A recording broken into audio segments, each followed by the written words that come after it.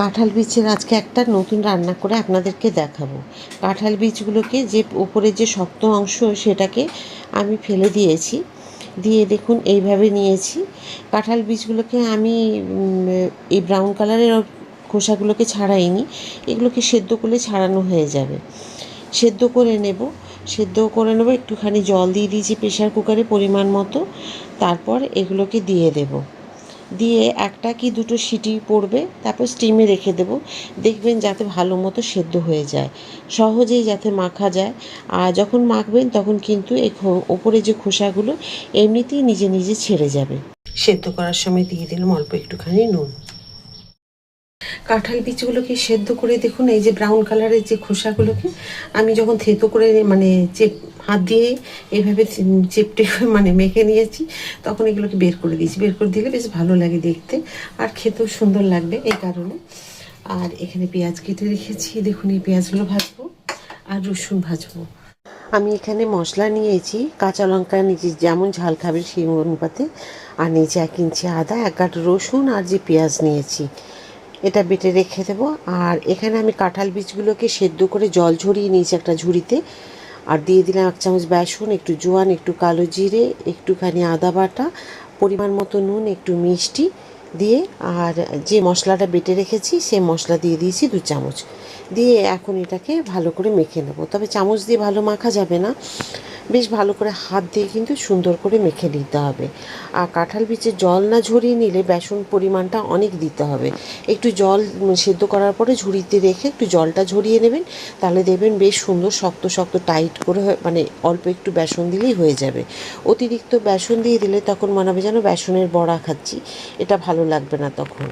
তো আমি যেভাবে দেখাচ্ছি আপনারা ওইভাবে করুন, আর যেভাবে বলছি তাহলে কিন্তু দেখবেন খুব ভালো হবে। আপনারা যেমন খুশি শেপ দিতে পারেন, গোল, চ্যাপ্টা, লম্বা, যেমন মনে হবে। তো যে শেপেই দেন না কেন স্বাদ একই হবে। তা আমি এভাবে গোল গোল করে ভেজে নিচ্ছি, যেহেতু মাঞ্চুরিয়ান করছি কাঁঠাল বীজে। তো মাঞ্চুরিয়ান সাধারণত গোল গোল করে কোপ্তাও হয়, কিন্তু এটা মাঞ্চুরিয়ান আমি করছি এই কারণে, সাথে থাকলেই বুঝতে পারবেন বা দেখতে পাবেন। এবারে আমি পরিমাণ মতো তেল নিয়ে নিয়েছি, আমি ডুবো তেলে ভাজছি না, আপনারা চাইলে স্যালো ফ্রাইও করতে পারেন। আমি যেভাবে তেল দিয়ে ভাজছি এভাবেও আপনারা ভাজতে পারেন, বাইরে থেকে বেশি তেল নিয়েও ভেজে নিতে পারেন ডুবো তেলে।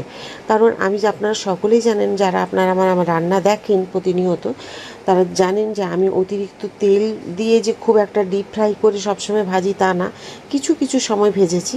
কেন সেই পোড়া তেল আমি কিন্তু বেশি দিন রেখে খাই না, যতটুকু দিই সেই দিনেই রান্না করে খেয়ে নেওয়ার চেষ্টা করি আমি। কারণ পোড়া তেল বলে বেশি দিন রেখে খেতে নেই, সেই কারণে। তো যতটুকু প্রয়োজন সেই বুঝে, খুব যে একটা খারাপ ভাজা যাচ্ছে তা নয়। আর চামচ দিয়ে উল্টে নিতে হবে, খুন্তি বা ছান্তা কোনো কিছুই এখন কিন্তু এটা দিয়ে উল্টানো যাবে না। কারণ ছান্তা বা খুন্তি, হাতা যেটা দিয়ে উল্টাবেন তখন কিন্তু একটার সাথে আরেকটা লেগে গিয়ে কিন্তু ভেঙে যাবে। সেই জন্য চামচ দিয়ে আস্তে আস্তে করে এটাকে উল্টে নিতে হবে। তবে হাই ফ্লেমে না দিয়ে মিডিয়াম ফ্লেমে ভাজবেন, লো ফ্লেমে অনেক সময় লাগবে, তেল টেনে নেবে। আর এখানে নুন আর একটু চিনি দিয়ে একটু জল রেখেছি, এই যে দিয়ে দিচ্ছি ফুলুরিগুলোকে। এতে কি হবে, যখন আমি ঝোলে দেব তখন কিন্তু জল খুব একটা টানবে না, অল্প সময় ভিজিয়ে রাখলেই হয়ে যাবে। আর এতে কি হবে, যে নুন মিষ্টিটা সেটা কিন্তু বড়ার ভেতর পর্যন্ত যাবে। বাকিগুলোকেও এইভাবেই আমি একটুখানি ভেজে নেব মিডিয়াম ফ্লেমে। হাই ফ্লেমে দিলে কী হবে, ওপরটা কালো হয়ে যাবে, ভেতরটা কাঁচা কাঁচা থাকবে। কাঁচার কিছু না, সেদ্ধ করে নেওয়া হয়েছে, তবুও কিন্তু ভাজলে যে একটা আলাদা বেশ সুন্দর ভেতর পর্যন্ত রান্নার একটা ভাজার গন্ধ থাকে, সেটা থাকবে না।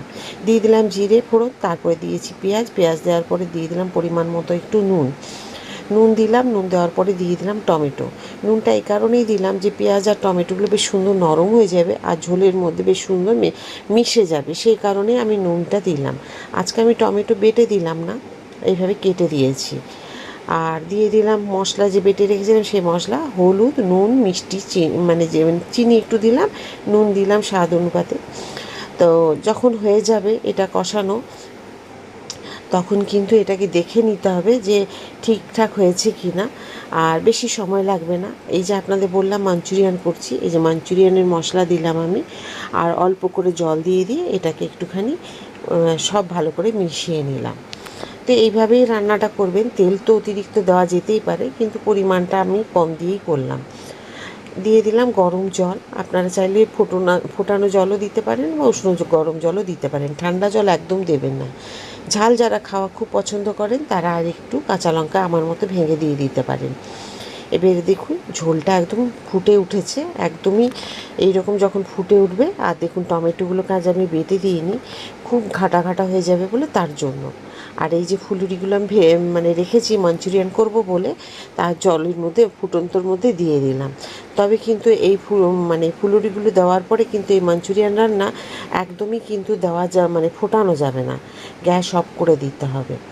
আর এই মাঞ্চুরিয়ান রান্না যে আমি আজকে করে দেখাচ্ছি কাঁঠাল বীচের, আশা করি আপনারা ভর্তা খেয়েছেন, কাঁঠাল বীচের ডাল দিয়ে খেয়েছেন, চচ্চড়ি খেয়েছেন, কিন্তু এই মাঞ্চুরিয়ান খেয়েছেন কি না আমাকে কমেন্ট করতে ভুলবেন না।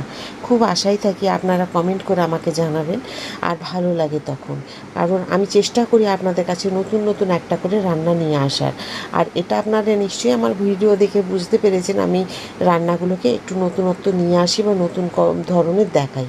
কাঁঠাল বীচের এইভাবে মাঞ্চুরিয়ান এখনও পর্যন্ত আমার মনে হয় না কেউ দিয়েছে, যদি দিয়ে থাকে সেটা আমাকে কমেন্ট করবেন, ভালো লাগবে। ঢাকাটা খুলে একবার দেখে নিই।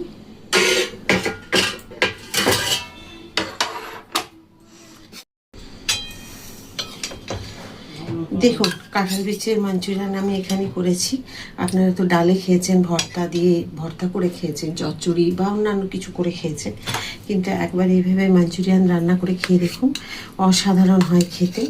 আর এভাবে তৈরি করে খেলে দেবেন, সবাই কিন্তু বারবার আর ভর্তা এসব বলবে না, বলবে মাঞ্চুরিয়ান করে দিতে। আর দেখেছেন তো পরিমাণগুলো, আমি যেভাবে করেছি, একবার অবশ্যই অন্তত তৈরি করে খান আর কমেন্ট করতে ভুলবেন না। যদি ভালো লাগে লাইক, সাবস্ক্রাইব, শেয়ার করে দেবেন, আর ফেসবুক থেকে দেখলে ফলো করে দেবেন। আবার একটা নতুন রান্না নিয়ে আপনাদের সকলের কাছে আমি চলে আসবো। সবাই খুব ভালো থাকুন। রাধা রাধা।